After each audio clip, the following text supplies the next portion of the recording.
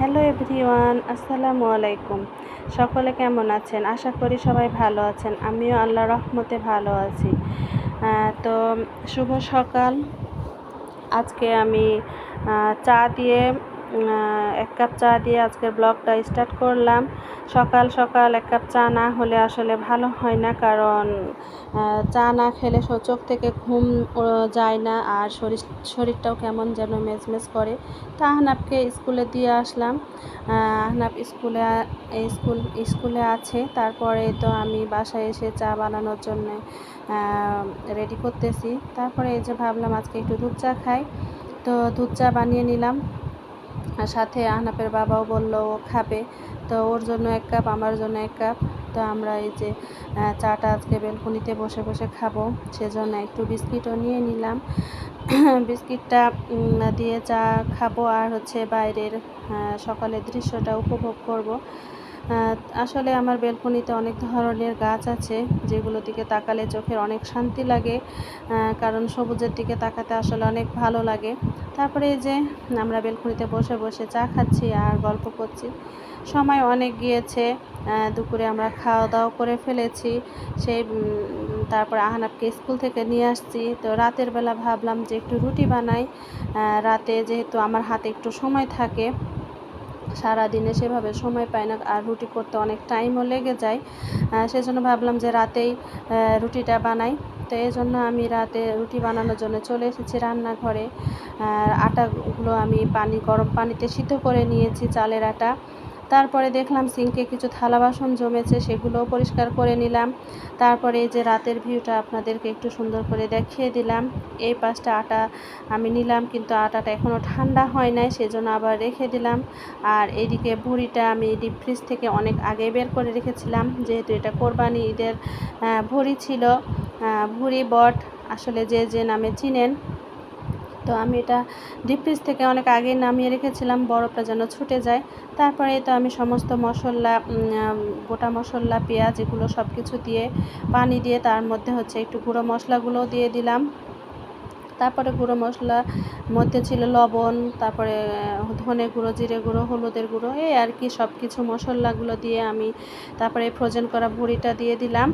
দেওয়ার পরে আমি সুন্দর মতো এই ভুঁড়িটা রান্না করে নিলাম। ভুঁড়ি অনেকে খেতে চায় না, বাট আমাদের বাসায় সবাই পছন্দ করে, শুধু আহনাফ খায় না। এর মধ্যে আহনাফ আবার পড়াশোনা করছে, পরের দিন স্কুল আছে, তো পড়াশোনা বুঝতে পারছিল না। পরে আমি একটু বুঝাই দিলাম রান্নার ফাঁকে ফাঁকে। আসলে বাচ্চা কাচ্চার কাছে বসে না থাকলে সেভাবে পড়তে চায় না, আর এইদিকে আমাকে এসব বানাতেও হবে। তা আর কি, ওকে রান্নাঘরে বললাম তুমি এখানে একটা টুল নিয়ে বসো, আমি তাহলে তোমাকে দেখতে পারবো, আর তা না হলে তো তুমি পড়তে চাইবা না একা একা। তো আমার পাশেই বসে বসে পড়ছে, আর আমি এই পাশে এই ফাঁকে রুটিগুলো করে নিচ্ছি, কারণ যেহেতু চালের রুটি আর ভুঁড়ি আছে, আর আমাদের বাসায় আজকে সবাই আছে, তো একটু পরিমাণে বেশি করতে হয়েছে। তো একাই হাতে করতেছি, আর চালের রুটি করা অনেক ধৈর্যের ব্যাপার, এটা সহজে গোলও হতে চায় না। তো যাই হোক, অনেক কষ্টে আমি করলাম। এগুলো খেতে যতটা মজা লাগে, আনন্দ লাগে, তার চেয়ে বেশি কষ্ট হয় রান্নাঘর পরিষ্কার করতে, যেহেতু চালের আটা অনেক উড়ে।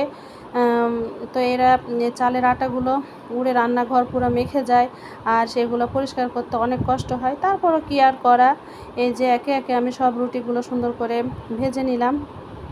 রুটিগুলো মাশাআল্লাহ অনেক সুন্দর হয়েছিল, যেমন সফট হয়েছিল তেমন ভালো হয়েছিল। তো এই যে আমি সব চালের রুটি একসাথে করে নিলাম। এটা হচ্ছে পরের দিনের ব্লগ, পরের দিনের একটা ভিডিও।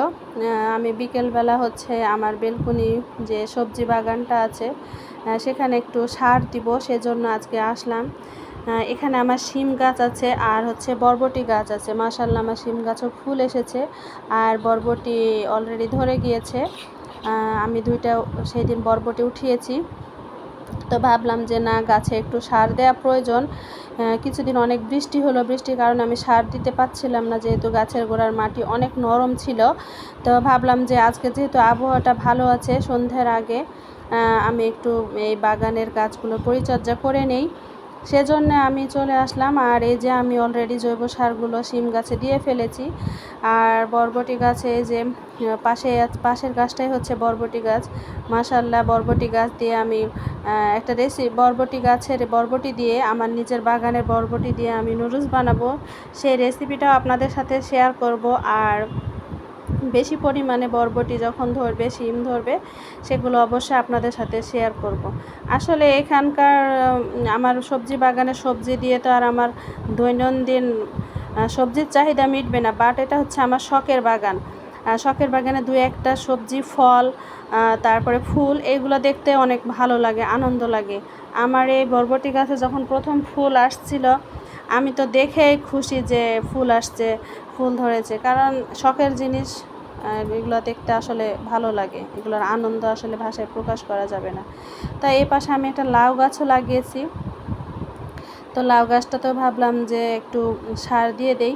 তো এই যে মাটিগুলো সরাই আমি এখানে জৈব সার কিছুটা দিয়ে দিলাম। ওই দিন আমি দিয়ে বাড়ি থেকে জৈব সার নিয়ে আসছিলাম কিনে। এটা 5 কেজির একটা প্যাকেট ছিল, 250 টাকা দাম নিয়েছিল।